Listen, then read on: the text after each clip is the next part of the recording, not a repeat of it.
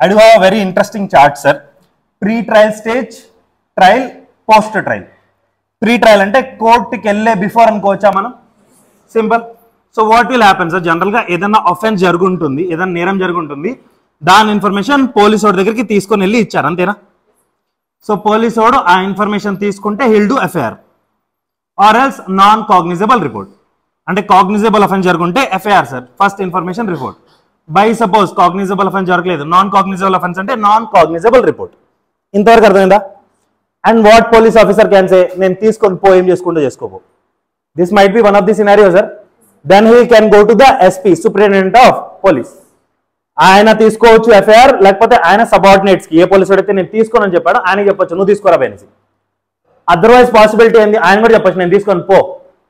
Correct not sir? Then obviously you can go to the magistrate and you can say sir మీరు తీసుకోండి, నాకు ఎవరు న్యాయం చేయట్లేదు. Then obviously magistrate can take it or magistrate can say బాబు police వాడు నువ్వు ఎఫ్ఐఆర్ తీసుకో గ్యారంటీగా. Correct not sir? అంటే దీస్ ఆర్ 3 పాసిబిలిటీస్.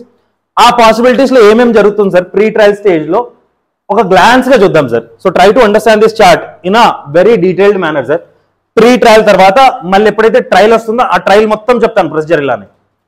ఆ ట్రయల్ మొత్తం అయిపోయిన తర్వాత పోస్ట్ ట్రయల్ ఏం జరుగుతుందో అది కూడా మొత్తం చెప్తాను. క్లియరా? So pre trial try to understand. So first of all commission of an offence.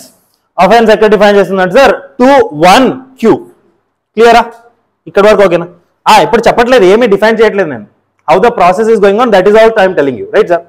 Commission of an offence. So obviously people will go to the police స్టేషన్కి వెళ్తారు, ప్రాపర్ గా కంప్లైంట్, ప్రాపర్ గా ఇన్ఫర్మేషన్ ఇస్తారు, ఎఫ్ఐఆర్ అయిపోతుంది. First information report. Correct not sir? First information report దేనితో related? Cognizable offence తో related sir, right sir? Again there will be 2 categories, cognizable offence, non cognizable offence. Cognizable offence ఎక్కడ define చేస్తుంది అంటే section number 2(1)G లో define చేస్తుంది. Non cognizable offence అంటే section number 2(1)O లో define చేస్తుంది sir. ఈ కాగ్నిజబుల్ అఫెన్స్ ఏదైతే ఉందో సింపుల్ విషయాల్లో మాట్లాడుకుంటే సీరియస్ అఫెన్సెస్ సార్, కొంచెం పెద్ద level crimes. Correct? Murder, rape, ఇవన్నీ పెద్ద పెద్ద క్రైమ్స్ కదా సార్. దేనికైతే శిక్ష జనరల్ గా 3 సంవత్సరాల కన్నా ఎక్కువ ఉంటుంది, అలాంటి అఫెన్సెస్. అంటే ఇది జనరల్ గా చెప్పేసాను సార్, జనరల్ గానే గుర్తుపెట్టుకోండి. క్లియరా? ఇక్కడికి వచ్చేసరికి non cognizable offence. Non cognizable offence అంటే కొంచెం minor offences sir, right sir? Mostly minor offences, for example forgery, cheating, defamation etcetera. దేనికైతే జనరల్ గా punishment less than or equal to 3 years ఉంటుంది. జనరల్ గానే అర్థం చేసుకోవాలి. ఈ కాగ్నిజబుల్ అఫెన్సెస్ లో FIR is mandatory. Section number 173. Someone said me 193 when he met me. Chalo, I don't want to name that. FIR section number 173 sir. ఇక్కడ FIR చేయాలి sir. They will make non cognizable report section number 174 లో చెప్పారు. అది క్లియరా sir? Obviously this is serious in nature. So obviously arrest చేయొచ్చా without warrant అంటే oh yes arrest చేసేయొచ్చు. Correct? Investigation చేయొచ్చా వితౌట్ ద పర్మిషన్ అంటే ఓఎస్ ఇన్వెస్టిగేషన్ కూడా చేయొచ్చు without the permission. Because permission కోసం వెయిట్ చేస్తూ ఉంటే, అరెస్ట్ చేయడానికి వెయిట్ చేస్తూ ఉంటే వాడు అంత పెద్ద నేరస్తుడు, వాడు పారిపోడా sir? Or else he will do something. Correct not sir? ఇక్కడికి వచ్చేసరికి this is not so serious. Police can not arrest, ఇక్కడ అరెస్ట్ చేయలేరు, ఇన్వెస్టిగేషన్ కూడా స్టార్ట్ చేయలేరు వితౌట్ పర్మిషన్. ఇక్కడ వరకు అర్థమైందా? ఏమైనా డౌట్ ఉందా? Clear enough? చలో, దెన్ ఇన్వెస్టిగేషన్ చేయాలన్నా sir? Investigation by police under section number 175. వాడు ఏం చేస్తాడు సార్? ఇన్వెస్టిగేషన్ అంటే collection of evidence, statement of witnesses, interrogation statement of accused. Simple and clear sir. If investigation is completed by the police, దాని తర్వాత ఏంటి? ఓ conclusion కి రావాలన్నా, offence జరిగిందా జరగలేదా, అందుకనే కదా సార్ ఇన్వెస్టిగేషన్ చేసేది. So if the offence is not committed by the accused, so obviously case closure report is filed before the magistrate according to section number 189. నాకేం ఎవిడెన్స్ దొరకలేదని అక్కడ క్లారిటీ చెప్పేశారు. ఎవిడెన్స్ దొరకలేదంటే బై డిఫాల్ట్ గా offence జరగలేదు. Simple sir ఇక్కడ వరకు. Then come to this side. If offence is committed by the accused, investigation చేశారు కదా, అఫెన్స్ చేసినట్టు అనిపిస్తే then what they will do? Arrest of the accused. Simple, arrest చేస్తారా? Oh yes. Production of the accused to magistrate within 24 hours. ఎందుకంటే ఇలాంటి offences లో already arrest చేసి ఉంటారు కదా, బట్ మ్యాండేటరీగా విత్ ఇన్ 24 hours మీరు మెజిస్ట్రేట్ ముందరికి తీసుకెళ్ళాలి. That is a mandatory requirement sir. దానికంటే కొంచెం బిలో వెళ్తే obviously the accuse can be kept in police custody. అక్కడికి వెళ్ళి అడుగుతారు, సార్ మాకు ఇన్వెస్టిగేషన్ చేయడానికి ఇంకొంచెం టైం కావాలి, మీరు మాకు పోలీస్ కస్టడీకి పంపించండి. 24 hours వరకు అయితే వీళ్ళ కస్టడీలో పెట్టుకోవచ్చు సార్. దాని తర్వాత మెజిస్ట్రేట్ దగ్గరికి తీసుకెళ్తారు. మెజిస్ట్రేట్ దగ్గర చెప్తారు, సార్ మాకు ఇంకొంచెం టైం ఇస్తే we can do some more investigation on this part. వాడు ఉంటే కొంచెం ఇంట్రోగేషన్ క్లియర్గా ఉంటుంది. దెన్ పోలీస్ కస్టడీ ఇస్తుంది sir magistrate. Section number 187 15 days initial గా, దాని తర్వాత ప్రొలాంగ్ చేయాలంటే 60 days కానీ 90 days కానీ. క్లియర్ ఇక్కడ వరకు? దాని బిట్వీన్ లో వాడు application for bail he can go for, because magistrate కి బెయిల్ కి అప్లికేషన్ వేసుకుంటారు. అది గ్రాంట్ అయినా చేయొచ్చు, రిఫ్యూజ్ అయినా చేయొచ్చు. దాని తర్వాత ప్రాపర్ గా చార్ట్ షీట్ కంప్లీట్ చేసి మెజిస్ట్రేట్ బిఫోర్ ఇస్తారు. Section number 193. ఇక్కడ స్టోరీ అర్థమైందా? Correct note sir. దాని తర్వాత సార్ ట్రయల్ స్టార్ట్ అవుతుంది. When I was at very initial stage of my career, no, people used to ask me, sir FIR అయిపోయింది sir, ఇంకా court నుంచి ఏం పిలుపు రాలేదు సార్, అన్యాయం జరుగుతుంది సార్, ఏదో డబ్బులు ఇచ్చారు సార్, ఈ రోజు ఎఫ్ఐఆర్ జరిగితే రేపు కోర్టు పంపిస్తారా? Who said you? వాళ్ళకి ఇన్వెస్టిగేషన్ టైం పీరియడ్ ఉంటుంది సార్ 90 days. అంటే ఆ ఆఫెన్స్ జరిగిందా జరగలేదు, జస్ట్ ఎఫ్ఐఆర్ రాసి పంపించడానికి పోలీసు వాళ్ళు ఎందుకు? అది ఎవరైనా చేస్తాడు కదా.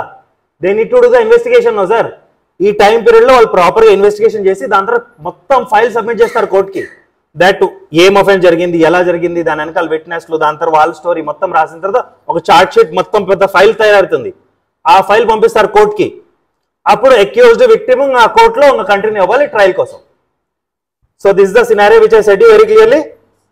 Information to the police, information cognisable offence, non cognizable offence. అంతేనా సార్ స్టోరీ మొత్తం?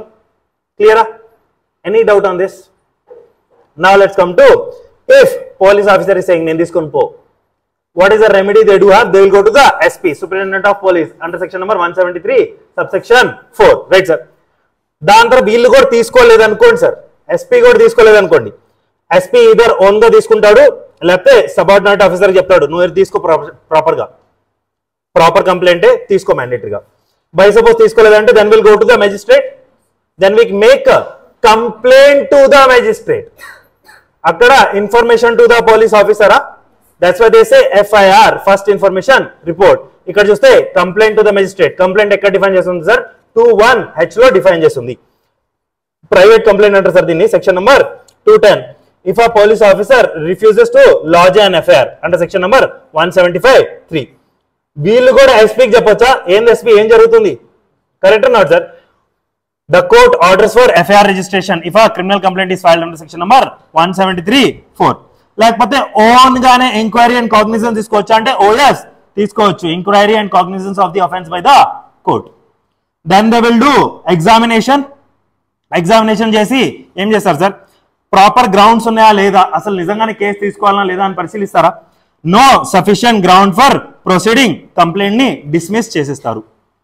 కంప్లైంట్ తీసుకొని వచ్చాడు సార్, చూస్తారు, వీళ్ళే ఎంక్వైరీ చేయాలంటే వీళ్ళు కూడా పరిశీలిస్తారు కదా, ఇది కరెక్ట్ కంప్లైంటా కాదా అనేసి. కరెక్ట్ కంప్లైంట్ కాదు అని అనిపించింది అనుకోండి సార్, డిస్మిస్ చేసేస్తారా స్ట్రైట్ ఫార్వర్డ్? లేదు, కరెక్ట్ కంప్లైంట్ అనిపించిందంటే now what they will do sir? Issue of process under section number 227. Issue of process court చేస్తుంటే ఎలా చేస్తుందంటే they will give summons. Correct, proper గా సమన్స్ రాలేదంటే warrant of arrest. Warrant of arrest కూడా దొరకట్లేదంటే proclamation of person absconding, లేకపోతే వాడి ప్రాపర్టీని attach చేసి అమ్మేస్తారు. రమ్మని చెప్పినప్పుడు రావాలి కదా సార్. కరెక్ట్, ఇవన్నీ పద్ధతుల ఇష్యూ ఆఫ్ ప్రాసెస్ లో summons, warrant of arrest, proclamation of person, లేకపోతే attachment of property. Accused appear అయ్యారనుకోండి సార్, వాడు ప్రాపర్ గా సబ్మిట్ చేస్తున్నాడు, అన్ని డాక్యుమెంట్స్ అన్ని సబ్మిట్ చేస్తున్నాడు, and is telling I will come whenever you require sir, please grant me bail. So bail కూడా ఇవ్వచ్చా? So he will come to the court and he may take the bail and then trial will start. Correct or not, sir? So this is all pre-trial stage. Understood? Any doubt? Some more important points, sir. Pre-trial stage లో obviously anticipatory bail ఉండొచ్చా మళ్ళీ? అంటే arrest చేసే ముందలే నేను bail తెచ్చుకుంటా, నన్ను arrest చేయొద్దు ద్వారా. Correct not sir? Pre-trial stage లో these are some important points again, sir. ఇక్కడ చూడండి, if anticipatory bail is granted then the accused cannot be arrested. Section number 482. Power of police to grant bail. Bailable offence లో ఏంటంటే sir station bail తీసుకొని వెళ్ళిపోవచ్చు sir. Correct, and bail taking bail is your right. Correct not sir? Section number 189. If false FIR is registered, quash petition వేసుకుంటాం మనం high court కి. Oh yes, quash by high court, section number 528. Correct not sir? ఇక్కడ first schedule second schedule 2 schedules ఉన్నాయి కదా sir. First schedule లో will talk about classification of offences. అంటే మనం BNS లో చూసాం కదా సార్, ఈ ఆఫెన్స్, ఆ offence, murder, culpable హోమోసైడ్, theft, mischief అన్ని చూసాం కదా సార్. అట్లన్నిటిని కొన్ని కేటగిరీస్ లో డివైడ్ చేశారు సార్ వాళ్ళు. ఆ కేటగిరీస్ ఏంది? Cognizable or non cognizable, punishment ఎంత పడుతుంది, బెయిలబులా నాన్ బెయిలబులా, ఏ కోర్టు ట్రయల్ చేస్తుంది. మీరు చూస్తే ఇప్పుడు చూపిస్తాను సార్ మీ బేరాక్ లో, మీరు బేరాక్ తెచ్చుంటే తెచ్చారు కదా. Next sir trials. Sir trials మళ్ళీ 4 విధాలు ఉంటాయి sir. Kinds of trial. Session trial section number 248 to 260 by session court.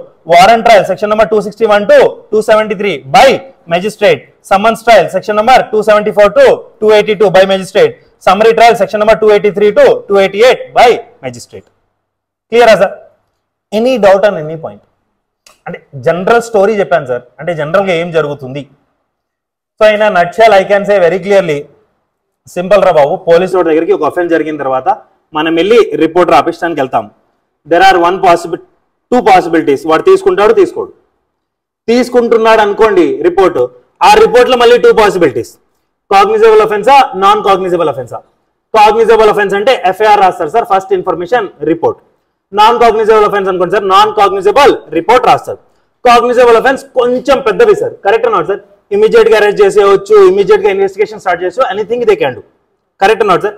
Non cognizable report అంత ఆబ్వియస్లీ సీరియస్ కాదు కాబట్టి ఇమీడియట్ గా అరెస్ట్ చేయరు, ఇమీడియట్ గా ఇన్వెస్టిగేషన్ స్టార్ట్ చేయరు. They will take permission from the court, then they will start all these things, correct not sir? Then they will start all these things అంటే obviously they will start investigation. Investigation లో fact finding ఉంటుందా, evidences find out చేస్తారు, witness statement తీసుకుంటారు, everything వెళ్ళు. దాని తర్వాత ఇవన్నీ చూసిన తర్వాత అఫెన్స్ చేశాడో లేదో తెలుస్తుంది మనకు. అఫెన్స్ చేయలేదని తెలిసింది అనుకోండి సార్, క్లోజర్ రిపోర్ట్ ఇచ్చేస్తారు కోర్టులో. అఫెన్స్ చేశాడని తెలిసింది అనుకోండి సార్, ప్రాపర్ గా చార్జ్ షీట్ ఫైల్ చేస్తారు కోర్టులో. సార్ ఇప్పుడు ట్రయల్ నడిపించండి, simple, this the procedure. By suppose police వాడు తీసుకోలేదు, what is the possibility sir? Police వాడు తీసుకోకపోతే ఎస్పీ దగ్గరికి వెళ్తారు సార్, బికాస్ వీడే ఫైనల్ కాదు కదా. సో సూపరింటెండెంట్ ఆఫ్ పోలీస్ దగ్గరికి వెళ్తారు, ఆయన తీసుకోవచ్చు, లేకపోతే ఆయన సబార్డినేట్ చెప్పొచ్చు, మూసుకొని తీసుకోరా అనేసి. అంటే కోపంగానే చెప్తారు sir, no issues, correct not sir? By suppose ఆయన కూడా తీసుకోవట్లేదు, what general person do have a right, they will go to the magistrate, correct not sir? Magistrate దగ్గరికి వెళ్ళి ప్రైవేట్ కంప్లైంట్ ఇస్తారు. ఆయన కూడా ఏం చేయొచ్చు, కింద ఉన్న ఎస్పీకి పంపించవచ్చు, లేకపోతే వాళ్ళ కింద ఉన్న అధికారికి పంపించవచ్చు. బై సపోజ్ వాళ్ళకి పంపించాలని అనిపించలేదు, ఎందుకంటే ఇక్కడ ఉన్న జవాబు చెప్తున్నాడు సార్, మీరు వాళ్ళకి పంపించినా కానీ end of the day they will do something other sir. వాళ్ళు చాలా మింగలపై ఉన్నారు, వాళ్ళు చెయ్యరు సార్ మ్యాండేటరీగా. మెసేజ్ చెప్తున్నాను, లేదా నువ్వు టెన్షన్ పడకరా, నా ఆర్డర్స్ మీద మ్యాండేటరీ చేయాల్సిందే చెప్తున్నా సార్, నాకు వాళ్ళ మీద నమ్మకం లేదు. సో ప్రైవేట్ కంప్లైంట్ కింద మ్యాజిస్ట్రేట్ మ్యాండేట్ గా నడిపించవచ్చు అంటే ఓఎస్ నడిపించవచ్చు. They will take private complaint, they do by their own. వాళ్ళు ఓన్ గా చేయాలనుకోండి, వాళ్ళు వెళ్ళి పోలీసుని ఇమీడియట్ గా అరెస్ట్ చేసుకుని రారు కదా, they will issue summons, correct not sir? Summons issue చేసిన తర్వాత రాలేదనుకోండి, అరెస్ట్ వారెంట్ ఇష్యూ చేస్తారు. అరెస్ట్ వారెంట్ తో కూడా రాలేదనుకోండి సార్, ప్రొక్లమేషన్ చేస్తారు. ప్రొక్లమేషన్ అంటే ప్రకటన, కరెక్ట్ నాట్ సార్? పారిపోయిన అరెస్టుడు వీడు ఫరార్లో ఉన్నాడు, కరెక్ట్, అప్పుడు కూడా రాలేదనుకోండి, వాడు ప్రాపర్టీని అమ్మేసి పిలుగుదాన్ని ట్రై చేస్తాడు. బై సపోజ్ వాడు వచ్చాడే అనుకోండి సార్, వాడి మాట మొత్తం వింటారు, వాడికి బెయిల్ కూడా ఇవ్వచ్చు. బట్ దాని తర్వాత ట్రయల్ స్టార్ట్ అవుతుందా? Simple. So I can say pre trial stage. ఏమైనా ప్రాబ్లం అది లోపల? రఫ్లీ అండర్స్టాండ్ నో? చిన్న చిన్న మన సెక్షన్స్ కవర్ చేస్తాం కదా సార్, ఇంకా చాలా స్టోరీ అర్థమవుతుంది మనకు. Fair enough. Now let's come to this Sanita sir.